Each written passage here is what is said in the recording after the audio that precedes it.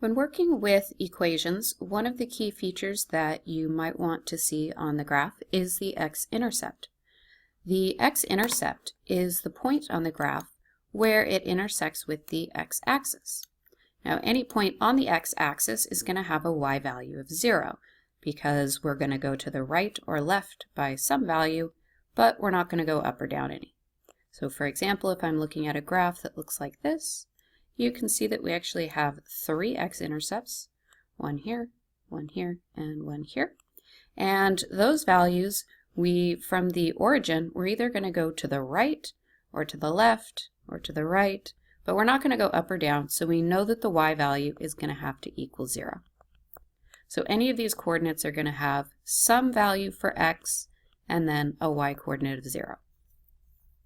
So when we're working with an equation like this quadratic equation that's given to us in vertex form, we can find the x-intercepts by using this property that the y value is 0. So the first thing we're going to do is we're going to substitute in 0 for the y value right here. So 0 equals -1/2 x minus 3 squared plus 8.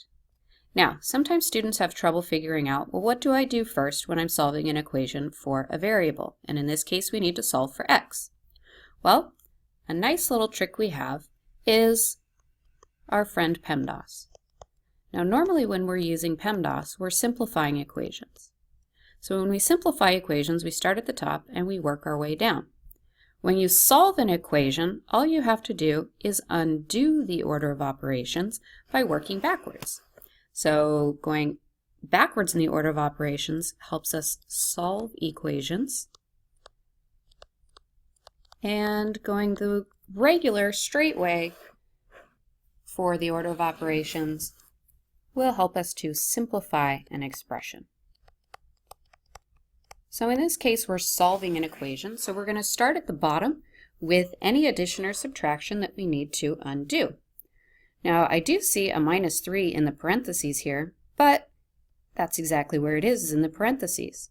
And if I'm going backwards through my order of operations, parentheses comes last.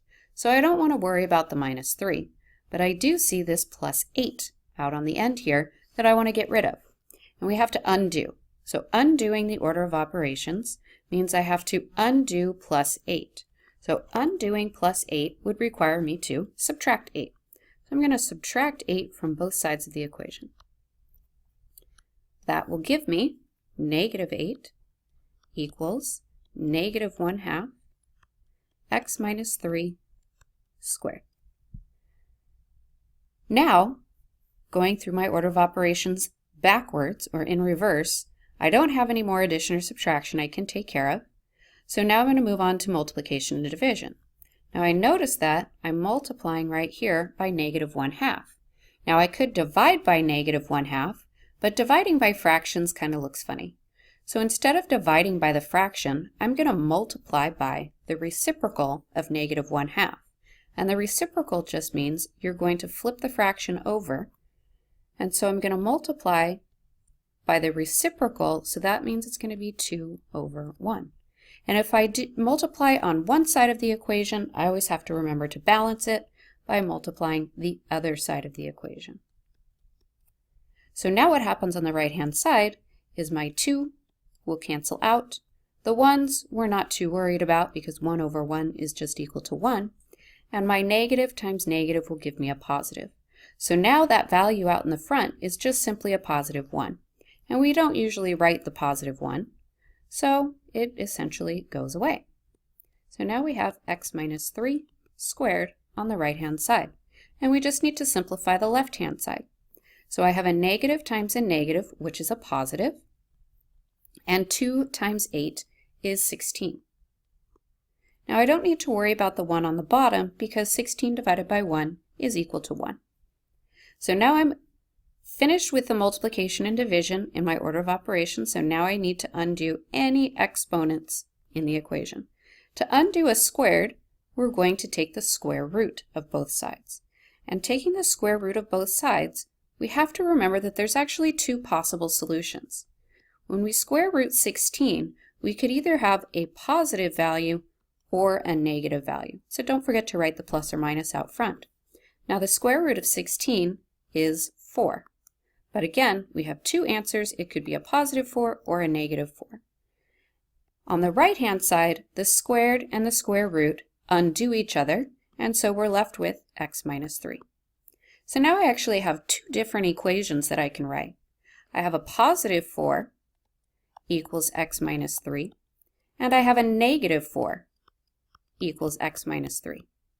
And solving those two equations, we're going to add 3 to both sides here, and that will give us that x is equal to 7, and the equation on the right, same step, add 3, and we're going to get negative 1 equals x. So we have two x-intercepts, and the x-intercepts, when we write the answer, sometimes you'll see it written as just x equals 7, comma, negative 1, meaning x equals 7 and x equals negative 1. So you could also write it out separately that x equals 7 and x equals negative 1. Sometimes we also see them written as ordered pairs. The instructions on this problem said to state the coordinates. Anytime I see that word, the words coordinates, I want to think x and y. So we know that the x-coordinate of this first point is going to be 7, and we know from our original statement up on the top right that the y value is 0. That's what we substituted in to get 7. And then similarly, the x-coordinate over here is negative 1, and the y-coordinate is still 7. So we have the x-intercepts of a quadratic equation when it is given to us in vertex form.